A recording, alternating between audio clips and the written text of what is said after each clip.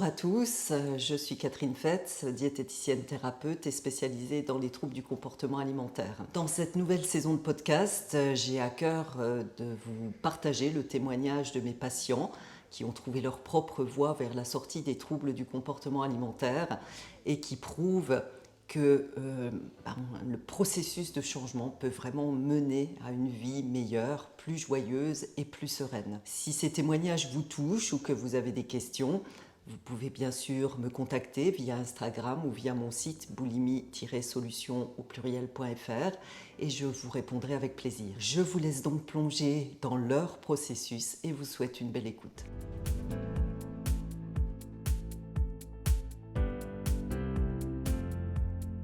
Jade, vous êtes venue me voir il y a à peu près 10 mois avec comme objectif de retrouver une relation apaisée à l'alimentation. C'était ça qui m'avait marqué à l'époque, c'est que vous aviez une conscience vraiment importante du fait que le problème qui semblait alimentaire n'était pas uniquement alimentaire. J'ai fait un régime, j'ai perdu du poids et finalement j'ai tout de suite compris que les régimes ça ne fonctionnait pas sur moi en tout cas parce que finalement mon rapport à la nourriture il était encore pire ensuite. Et deuxième déclic, je suis pas rentrée dans une attraction à Europa Park. Et ça fait un gros choc, on est avec tous ses amis, on rentre pas dans l'attraction. Il est 9h, on vient d'arriver, je suis repartie dans la Je me minute. souviens, oui. Voilà. Et après ça, je me suis dit, donc on était en juin l'année dernière, donc juin 2023. Et je me suis dit, en septembre, je passe les vacances et en septembre, je prends ma vie en main. Et j'ai décidé de venir vous voir. Oui, j'avais trouvé ça vraiment magnifique de se dire je prends ma vie en main, en effet. Parce que vous aviez essayé quand même d'autres choses avant de venir me voir. Il y avait ces fameux régimes. Je me souviens plus. C'était que des régimes la plupart du temps. Régime du camp, Weight Watchers, j'ai fait régime intermittent, régime cétogène, je crois que j'en ai fait un peu trop. Mais voilà, j'ai vraiment fait beaucoup de régimes. Ça n'a pas fonctionné sur moi, donc ma dernière solution c'était de me dire il y a autre chose derrière, c'est pas que la nourriture. Et donc c'est pour ça que je suis allée voir du coup vous et une comportementaliste surtout. Ah, vous étiez allée voir une comportementaliste avant ? Oui, juste avant, mais elle était que comportementaliste. Alors du coup ça allait pas non plus et j'avais l'impression de me sentir jugée tout le temps et du coup ça allait pas non plus parce que quand on se sent jugé, ça fonctionne pas. Alors je voulais également savoir ce que vous aviez finalement apprécié dans nos échanges et qui a pu vous aider. Surtout que vous connaissiez ce que c'était d'avoir du poids, de faire des crises de boulimie, en fait de nous comprendre. Et je pense que quelqu'un qui a traversé la même chose que nous, ça peut que nous aider et nous faire comprendre qu'on n'est pas seul. Et je pense que c'est ça aussi qui m'a plu dès le départ dans nos premiers échanges. Je voulais savoir si vous pouviez nous dire quels outils ont été déterminants dans votre cheminement et qui vous ont vraiment permis de faire des pas vers la sortie des troubles du comportement alimentaire. Est-ce que vous avez expérimenté au quotidien ? Alors, déjà la marche. Alors ça, je pense que ça m'a sauvée et je pense que ça me sauve toujours. Marcher, j'ai un quota, je fais 8000 pas par jour et j'essaie d'avoir une moyenne de 8000 pas sur la semaine. Et puis se dire vraiment, il faut se bouger, il faut pas rester chez soi. De toute façon, on ne peut pas perdre en faisant rien de toute façon, donc il y a des choses à mettre en place. Donc ça, c'est une des choses que j'ai mises en place. Oui, parce que ce qu'on peut quand même dire, c'est qu'il y avait l'objectif retrouver une relation apaisée à l'alimentation. Bon, je ne sais pas si c'était le principal, mais évidemment, il y était associé la perte de poids. Oui, complètement. Oui. Après, vous m'aviez donné un super conseil aussi, c'était le fait de, quand on a des crises de boulimie, ce que je faisais beaucoup, je mangeais vraiment tout ce qui passe, je pouvais manger jusqu'à plus en pouvoir en fait. Et quand on se passait les mains sous l'eau, ou les bras, les avant-bras, ou alors le froid, ou aller sous la douche, ça faisait tout de suite redescendre la pression et ça me permet d'arrêter mes crises. Donc ça aussi, ça m'a pas mal aidé. Et puis du coup, j'en fais plus du coup maintenant de crise. Oui. Donc je suis très contente. et après, me brosser les dents. Ah oui, ça c'était vraiment une technique facile à faire. Oui. Je me brossais les dents dès que j'avais envie de manger. Et du coup, quand on s'est brossé les dents, on n'a plus envie de manger. Ça, c'est les principales... Les principales choses qui vous ont aidé à traverser les crises. Ouais. Et dans le fond, il y a d'autres choses que vous avez pu mettre en place, en termes de communication, en termes de... Oui. qui malgré tout, je pense que c'est ça dont vous aviez conscience, le fait qu'il n'y avait pas que l'aspect quand même...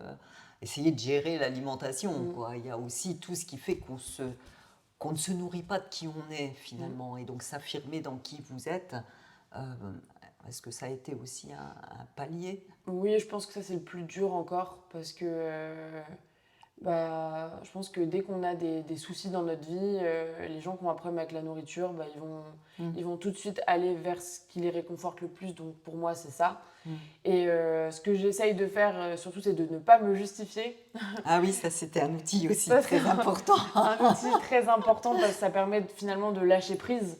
Et quand on n'a pas cette prise, cette tension, en fait, qui lie deux personnes, Mm. et bah finalement, on se dit, mais je lâche tout. Mm. Donc c'est comme si je lâchais mon poids aussi, je lâche Mm. cette pression que j'ai. Oui, oui, parce Voilà. qu'il y avait aussi tout le poids, effectivement, enfin, autre, des fois des conflits. Oui. Je me souviens quand vous êtes venu me voir, vous pesiez 110 kilos, C'est ça.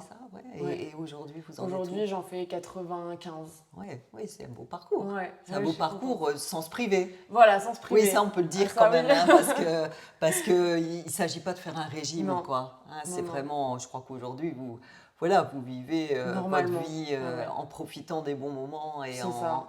et en mangeant ce qui vous fait plaisir. Je culpabilise plus. Oui. Je mange. Ça c'était un outil Ah ouais, aussi, ça de aussi. mettre de la douceur un C'est petit ça, peu. Oui. complètement. Je culpabilise plus, je mange vraiment avec plaisir et je m'écoute. Je m'écoute énormément maintenant parce que pendant une période, je m'écoutais plus. Je ressens la faim. Oui, Ça, je le sentais oui, plus. ça a changé à Ça a travers changé, le ouais. travail qu'on a pu faire en tout C'est cas. ça. Ouais.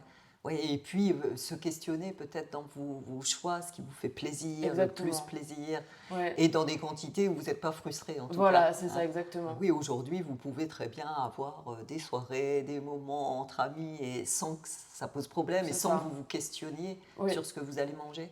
Et je pense que aussi le fait que. Alors, il y en a beaucoup qui n'arrivent pas à le dire à leurs proches ou à leur famille, Oui, qu'ils ont un problème de poids, oui, ou qui se sentent pas bien et qui finalement, quand ils sont en soirée, mangent tout ce qui passe, ou oui. qui vont pas se sentir. Qui vont pas bien se sentir. Et finalement, moi, ce que j'avais fait, c'est que j'avais envoyé comme une lettre ouverte à mes amis pour leur dire Ah oui, ça, je me souviens que aussi, c'était ça. plus possible. Oui, oui. C'était plus possible de prendre du poids. Et de ne pas vous respecter. Ouais.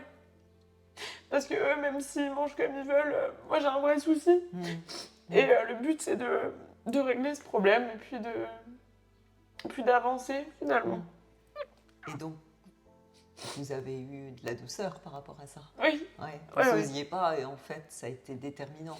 c'est ça. Ouais. Ouais, finalement, ils ont été adorables avec moi, enfin ma famille et puis mes amis. Et ils m'ont dit qu'ils me soutiendraient. Je me suis inscrite à la salle de sport. Oui, oui, tout ça, c'est des vrais pas en fait. Ouais. Hein. Ouais, il y a beaucoup d'émotions Ouais. parce que ça, enfin, je pense que ça a été déterminant aussi, quoi. Mm. Et déterminant dans le fait de vous sentir, voilà, aimer, c'est un bien grand mot, mais je pense au moins comprise, et du coup, vous avez pu être davantage authentique, je pense. Complètement. Ouais. Et quand on est authentique, on se sent. Beaucoup mieux et allégé. Oui, et finalement. puis aimer pour qui on est. Ouais. C'est-à-dire qu'avant, vous masquiez tout ça, vous mettiez ça sous le tapis, il fallait pas que ça se voit. Ouais, c'est ça. Et puis, de toute façon, ça se voyait toujours dans ma façon de m'habiller, ma façon de toute façon, dès qu'on s'attaquait à mon physique, je pleurais.